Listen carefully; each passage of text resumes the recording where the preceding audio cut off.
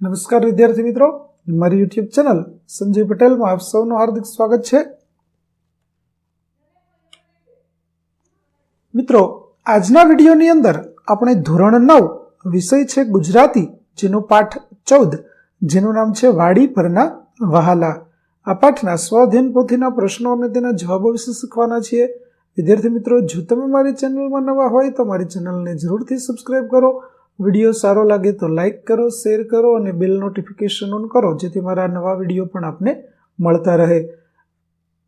તેમજ વિદ્યાર્થી મિત્રો, આ પાઠની પીડીએફ જોવા પ્લે સ્ટોરમાંથી અમારી એપ્લિકેશન વિશ્વગુરુ એસટીડી 1 થી 12 ગુજરાતી ડાઉનલોડ કરી તમારા મોબાઈલમાં ઇન્સ્ટોલ કરો. જે શરૂ કરશો તો આ પ્રકારે જોવા મળશે, જેમાં સ્વ અધ્યયન પોથીની અંદર ધોરણ બતાવશે, ધોરણ પસંદ કરશો એટલે વિષય બતાવશે, વિષય પસંદ કરશો એટલે પાઠનું નામ બતાવશે, જેમાં તમે વિડીયો ઉપર ક્લિક કરશો તો વિડીયો જોવા મળશે અને પીડીએફ ઉપર ક્લિક કરશો તો તમને પીડીએફ જોવા મળશે. તો આશા રાખું છું અમારી એપ્લિકેશન આપ સૌને ગમશે. જરૂર ડાઉનલોડ કરજો, જે એકદમ ફ્રી છે. કોઈ પણ પ્રકારના ચાર્જ વગર તમે વિડીયો અને પીડીએફ બંને જોઈ શકશો. તો ચાલો મિત્રો, હવે આપણે શરૂ કરીએ પાઠ 14 વાડી પરના વહાલા.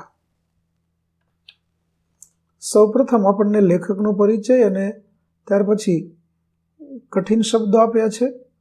ત્યાર પછી વિભાગ બી ની અંદર જોઈએ તો જોડકા જોડવાના છે, જેમાં પહેલામાં આવશે ક, બીજામાં આવશે ઈ, ત્રીજામાં આવશે બ અને ચોથામાં આવશે અ. ત્યાર પછી ખાલી જગ્યાઓ પૂરો, જેમાં પહેલું પાંચમું છે લેખકે ગ્રામ સેવા કરી હતી. છઠ્ઠું, વાડીની લીલી દુનિયા વચ્ચે કેટલા જગત હોય છે. સાતમું, દરેક ઋતુ પોતાનો પ્રત્યક્ષ પદાર્થ પાઠ લઈને આવે છે.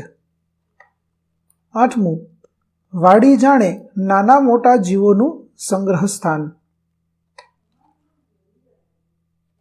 ત્યાર પછી ક, એક વાક્યમાં ઉત્તર આપો, જેમાં નવમું છે ઇસ્માઇલભાઈ નાગોરીનું મૂળ વતન રાજકોટ જિલ્લાનું કયું ગામ છે હતું. તો લેખકનું મૂળ વતન રાજકોટ જિલ્લાનું વાંકાનેર હતું. 10મું, લેખક કઈ લડતના સૈનિક હતા. તો લેખક સ્વરાજની લડતના સૈનિક હતા. 11મું, વાડીમાં કોના જીવન મરણના સંગ્રામો ખેલાતા હતા. તો વાડીમાં સર્પનોળિયાના અને કાળોતરા અને માંજરના જીવન મરણના સંગ્રામો ખેલાતા હતા. કોના અવાજથી વાતાવરણ ભરાઈ જાય છે. તો કંસારી અને તમરાના અવાજથી વાતાવરણ ભરાઈ જાય છે. 13મું, વાડીમાં કોણ રાતે બાળકવાળી માની માફક જાગ્રત નિંદ્રાએ સૂવે છે.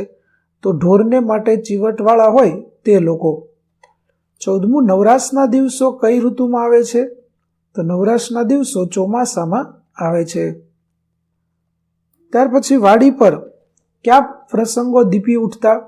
તો ભજનની રાતો, ઠાકોર થાળી અને દાંડિયા રાસના પ્રસંગો વાડી પર દીપી ઉઠતા. 16મું, ટોળ ટીખળ ગપસપ ને રમૂજ ના હોય તો ખેતી કામ શું બની જાત. તો ખેતીના કામો ઢસરડો બની જાત. 17મું, સવારથી સાંજ સુધી વાડી પર કામ ચાલતું જ હોય છે. આ વાક્યમાં કામની વ્યસ્તતા બતાવવા કયા શબ્દોનું પુનરાવર્તન થયું છે.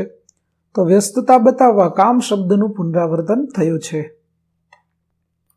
18મું, વાડીમાં ખાવા પીવા ઉપરાંત બીજા કયા કાર્યો કરવા લોકો એકબીજાને ત્યાં જાય છે.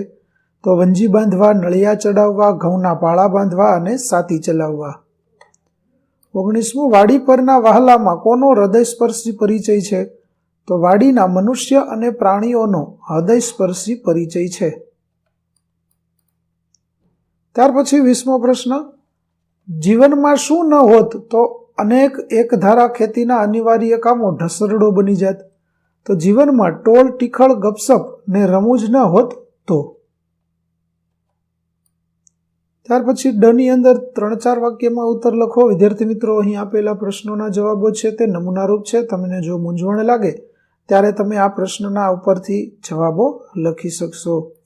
21મો પ્રશ્ન છે, વાડીની લીલી દુનિયા સાથે બીજી કઈ દુનિયાઓ વિશે લેખકે આ પાઠમાં વર્ણન કર્યું છે. તો વિદ્યાર્થી મિત્રો, આ પ્રશ્નનો જવાબ છે તે તમે અહીં જોઈ શકો છો. અહીંથી જોઈને લખી શકશો. ત્યાર પછીનો પ્રશ્ન છે, ખેતીના અને રોજિંદા એક ધારા કામો ઢસરડો બની ન જાય એ માટે લોકો શું કરતા હોય છે? તો આ પ્રશ્નનો અવાજ પણ અહીં આપણને જોવા મળે છે.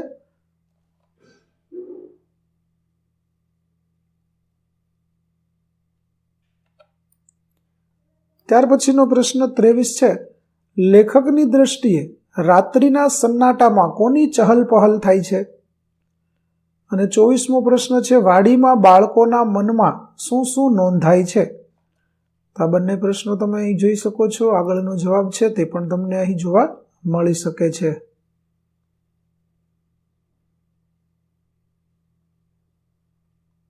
ત્યાર પછી નીચેના પ્રશ્નોના સવિસ્તર ઉત્તર લખો. જેમાં પહેલો પ્રશ્ન છે, વાડીના જલસાને તમારા શબ્દોમાં વર્ણવો. તો વિદ્યાર્થી મિત્રો, વાડીની અંદર લેખકની વાડીએ જે થતું હતું તે તમામ વર્ણન આપણે અહીં કરેલું છે. તમે અહીંથી જોઈ અને તેને લખી શકશો, અથવા તો આને આધાર લઈ અને તમારી રીતે જવાબો પણ તમે લખી શકો. ત્યાર પછીનો 26મો પ્રશ્ન, વાડીની લીલી દુનિયા વચ્ચે કેટલા જગત હોય છે? આ વિધાનની પાઠના આધારે ચર્ચા કરો.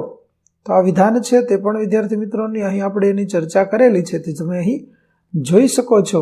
આ આધારે તમે તમારા જવાબો પણ બનાવી શકો છો.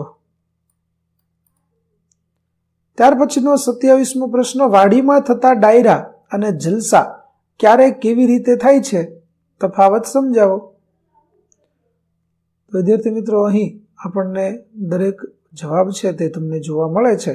તમે અહીંથી જોઈ અને આ જવાબો લખી શકશો.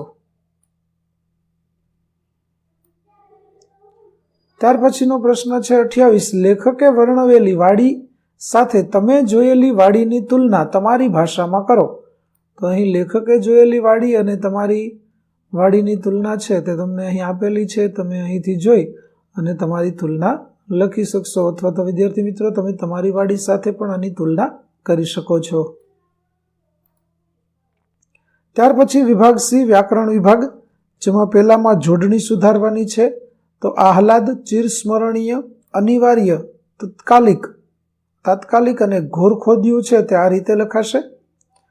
સંધિ છોડો, જેમાં નીરવ એટલે નીરવ, વાતાવરણ એટલે વાત વત્તા આવરણ, અને પ્રત્યક્ષ એટલે પ્રતિ વત્તા અક્ષ. 31મું, સંજ્ઞાનો પ્રકાર જણાવો, જેમાં ચણા દ્રવ્યવાચક સંજ્ઞા થશે, કાફલો સમૂહવાચક, મિત્ર જાતિવાચક, ખેડૂત જાતિવાચક, ઘઉં દ્રવ્યવાચક, નિદ્રા ભાવવાચક, છાવણી સ્થળવાચક, બાળક સમૂહવાચક, ડાયરો સમૂહવાચક અને મોજ ભાવવાચક સંજ્ઞા થશે. ત્યાર પછી 32મો, કૌંસમાં આપેલ વિકલ્પોમાંથી સમાનાર્થી શબ્દ શોધીને લખો, જેમાં ટીખળ એટલે મજાક અને ખજાનો એટલે ભંડાર, સંગ્રામ એટલે યુદ્ધ અને મહેમાન એટલે અતિથિ, નવરાશ એટલે ફુરસદ અને આવાસ એટલે રહેઠાણ.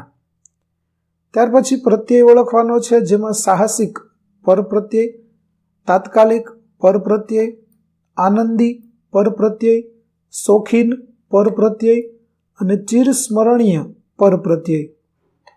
ત્યાર પછી લિંગ ઓળખવાની છે, જેમાં પ્રસંગ પુલ્લિંગ, ચિચોડો પુલ્લિંગ, જલસો પુલ્લિંગ, રમૂજ સ્ત્રીલિંગ, કાચળી સ્ત્રીલિંગ અને શિયાળ નપુંસકલિંગ. ત્યાર પછી અલંકારો ઓળખાવો, જેમાં પહેલામાં આવશે વર્ણાનુપ્રાસ અલંકાર, બીજામાં આવશે વર્ણાનુપ્રાસ અલંકાર, ત્રીજામાં આવશે ઉપમા અલંકાર અને ચોથામાં આવશે ઉત્પ્રેક્ષા અલંકાર. ત્યાર પછીનામાં સમાસ ઓળખવાનો છે, જેમાં ચરણ સ્પર્શ તત્પુરુષ સમાસ, ખાવા પીવા દ્વંદ્વ સમાસ, ચોમાસું દ્વિગુ સમાસ, જીવન મરણ દ્વંદ્વ સમાસ, સગા વહાલા દ્વંદ્વ સમાસ, સાઠીકડું કર્મધારય સમાસ, દોષમુક્તિ તત્પુરુષ સમાસ, સ્વયંસેવક કર્મધારય, ચિરસ્મરણીય કર્મધારય અને દિન રાત દ્વંદ્વ. ત્યાર પછી 37મો, વિશેષણના પ્રકાર જણાવો, જેમાં પહેલું છે તે ગુણવાચક આવશે, બીજું છે તે પરિમાણવાચક આવશે, 5 છે તે સંખ્યાવાચક આવશે, પીળા અને કાળા ગુણવાચક આવશે. ત્યાર પછી તળપદા શબ્દોના શિષ્ટ રૂપ, જેમાં બચલા એટલે બચ્ચા, ઝાઝા એટલે ઘણા, સાઠીકડું એટલે સાઠીનો ટુકડો, કામની દોઢ એટલે દોઢ ગણું કામ, કાળોતરો એટલે ફણીધર નાગ, મોલ એટલે પાક, સાતી એટલે હળ, માંજર એટલે બિલાડો, રંજાડવું એટલે નુકસાન કરવું અને ઢાલ એટલે એકબીજાનું કામ કરવું.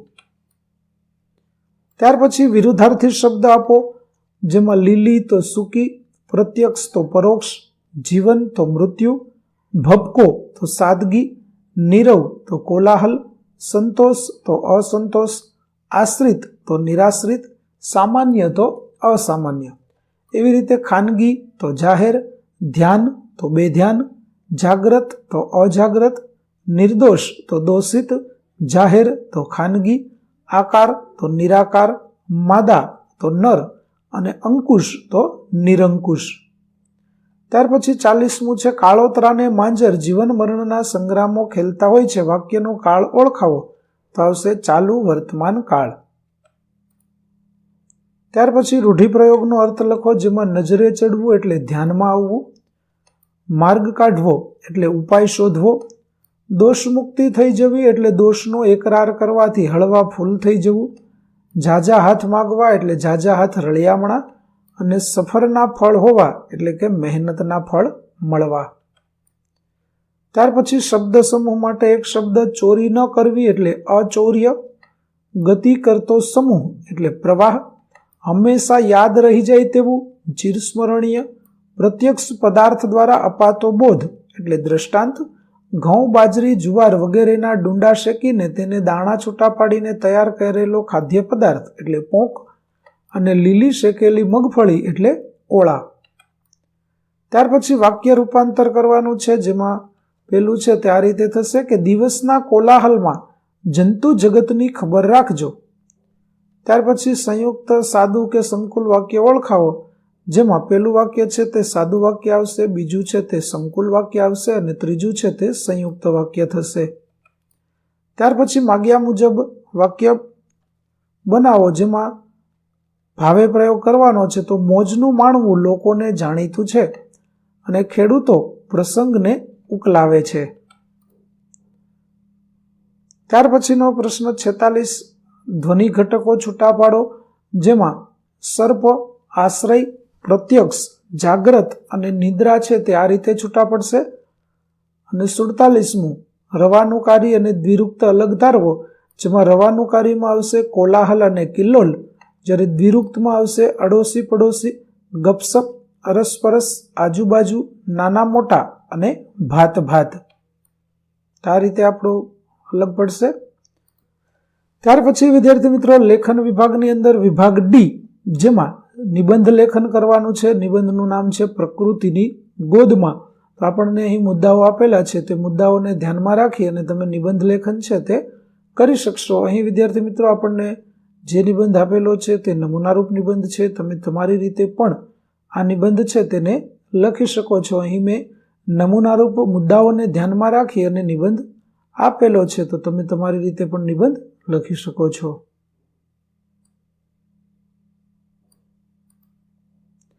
ત્યાર પછીનો મુદ્દો છે વિચાર વિસ્તાર કરો, જેની પંક્તિ છે વિશાળે જગ વિસ્તારે નથી એક જ માનવી, પશુ છે પંખી છે પુષ્પો વનોની છે વનસ્પતિ. વિદ્યાર્થી મિત્રો આ પંક્તિનો વિચાર વિસ્તાર છે તે પણ આપણને અહીં જોવા મળે છે. તમે અહીંથી જોઈ અને આ વિચાર વિસ્તાર છે તેને લખી શકશો. તો વિદ્યાર્થી મિત્રો અહીં આપણું પાઠ 14 વાડી પરના વહાલા ના સ્વ અધ્યયન પોથીના પ્રશ્નો અને તેના જવાબો પૂરા થાય છે. આગળના પાઠના પ્રશ્નો અને તેના જવાબો મેળવવા માટે મારી ચેનલને જરૂરથી સબસ્ક્રાઇબ કરો, તેમજ પીડીએફ જોવા માટે પ્લે સ્ટોરમાંથી અમારી એપ્લિકેશન વિશ્વગુરુ એસટીડી 1-12 ગુજરાતી ડાઉનલોડ કરો, જેથી તમને આગળના પાઠના વિડીયો પણ મળતા રહે. તેમજ વિદ્યાર્થી મિત્રો અમારી એપ્લિકેશન ડાઉનલોડ કરો, જેમાં આપણે ધોરણ 9 તમામ વિષયના સ્વાધ્યાય સોલ્યુશન, સ્વાધ્યાયપોથી સોલ્યુશનના વિડીયો અને પીડીએફો મળી રહેશે. આશા રાખું છું અમારી એપ્લિકેશન પણ આપને ગમશે. જરૂર ડાઉનલોડ કરજો. ફરી મળીશું આપણે નવા વિડીયો સાથે. ત્યાં સુધી આવજો.